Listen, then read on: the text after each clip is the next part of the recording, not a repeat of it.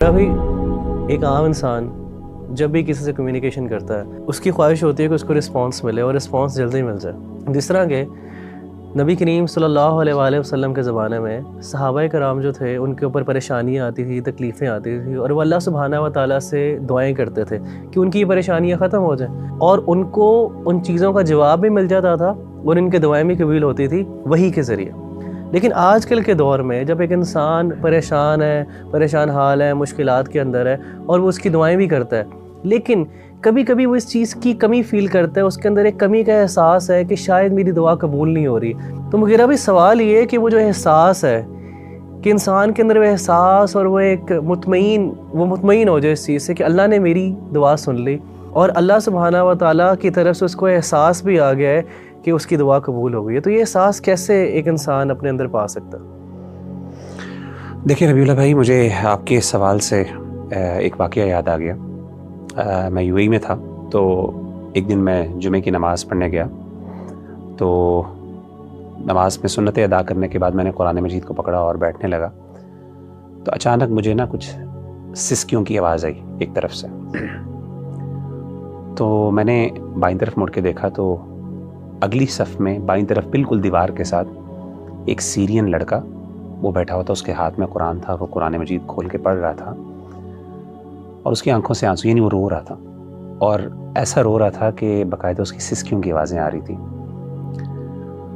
اور آپ کو پتہ ہے کہ شام جو ہے، سیریا ایک ٹھنڈا علاقہ ہے، تو وہاں پہ اکثر جو لوگ ہیں ان کی کمپلیکشن وائٹ ہوتی ہے، تو رونے کی وجہ سے اس کا چہرہ سرخ ہوا تھا، بالکل ریڈ، اور سسکیاں اتنی اونچی تھیں کہ باقاعدہ آس پاس کے جو لوگ تھے وہ باقاعدہ یعنی وہ نوٹ کر رہے تھے، اور وہ تھوڑا سا بار بار دیکھتے تھے مڑ کے.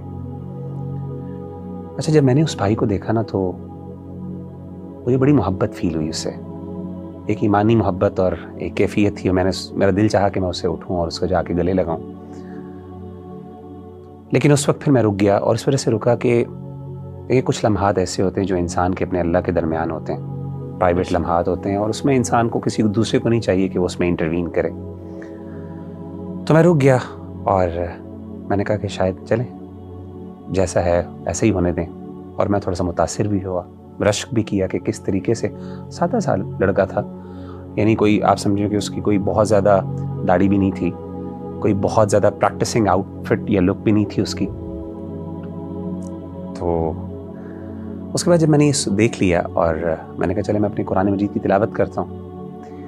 تو جیسے ہی میں نے قرآن مجید کھولا تو عجیب بات اور بڑے حیران کن بات یہ ہے کہ جو سب سے پہلی آیت میرے سے نظر کے سامنے آئی، حالانکہ میں نے رینڈملی کھولا، کوئی اسپیسیفکلی سب سے پہلے جو آیت میرے سامنے آئی، سبحان اللہ، میں حیران ہو گیا وہ پڑھ کے. وہ 7 چیپٹر کی پہلی آیت تھی، اور وہ آیت کیا تھی؟ وَإِذَا سَمِعُوا مَا أُنزِلَ إِلَى الرَّسُولِ تَرَىٰ أَعْيُنَهُمْ تَفِيضُ مِنَ الدَّمْعِ مِمَّا عَرَفُوا مِنَ الْحَقِّ. کہ جب وہ رسول پر نازل کردہ کلام کو سنتے ہیں تو اے نبی صلی اللہ علیہ وسلم آپ دیکھتے ہیں کہ ان کی آنکھیں بہہ پڑی، وہ رو رہے ہیں. یعنی قرآن سننے سے ان کے دل ڈر جاتے ہیں، نرم ہوتے ہیں، اور ان کی آنکھوں سے آنسو بہہ پڑتے ہیں. کس وجہ سے؟ مما عرفوا من الحق، کہ جو حق انہوں نے اپنے رب کی طرف سے جو اللہ نے بھیجا اس کو پہچان لیا. سبحان اللہ، یعنی یہ وہ ایسی کیفیت تھی کہ آن دا اسپاٹ مجھے جیسے لگا کہ اللہ تعالیٰ نے یہ آیت جو ہے، یعنی یہ اٹ واز ناٹ اے کو انسیڈنس. دیکھیں ہم لوگ جو ہے نا، we are not the people who believe in the کو انسیڈنسز.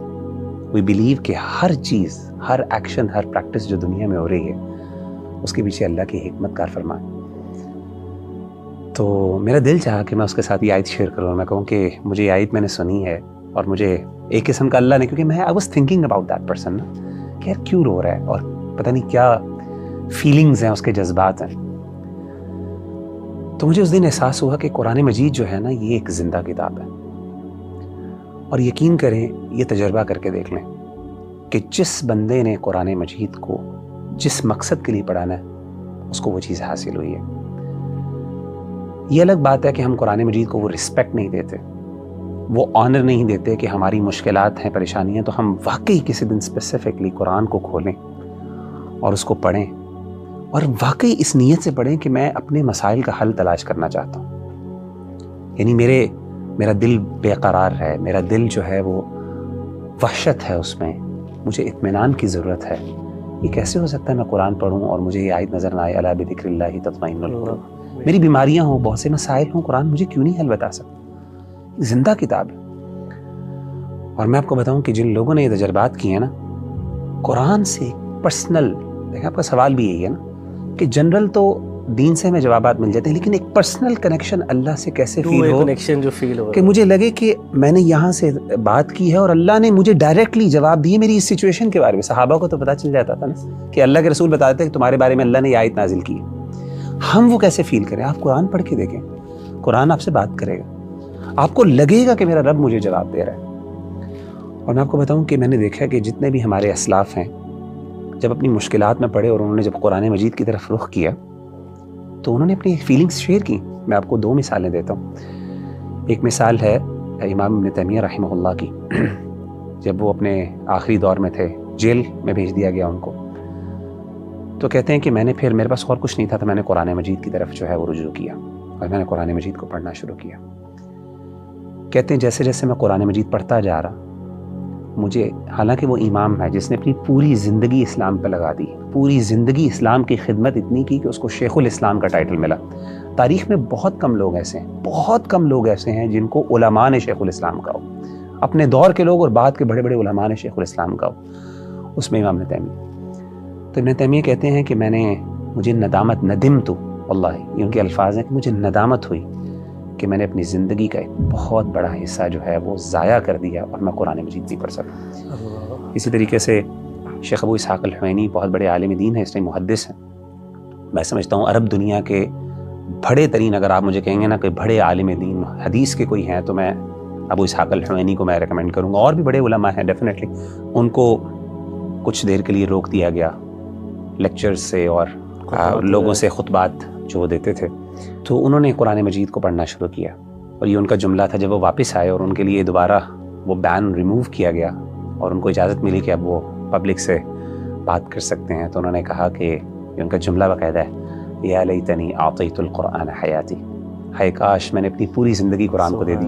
اور کہتے ہیں کہ میں نے اپنی اس جو وقت میں نا قرآن پڑھا اور مجھے احساس ہوا کہ میں نے کتنا بڑا، حالانکہ پوری زندگی حدیث کی خدمت، حدیث کوئی چھوٹی چیز ہے سبحان اللہ، لیکن جو قرآن ہے نا وہ پرسنل کنیکشن بندے کو تب، اور میں بتاؤں یہ کنیکشن بندے کو خاص طور پہ تب فیل ہوتا ہے جب بندہ مشکل میں ہوتا ہے، جب بندے کو ضرورت ہوتی ہے. اس وقت جب قرآن راحت دیتا ہے اور قرآن انسان سے کمیونیکیٹ کرتا ہے تو اس وقت انسان کو پھر یہ جذبہ بیدار ہوتا ہے کہ کاش میں اپنی پوری زندگی قرآن کو دے دیتا.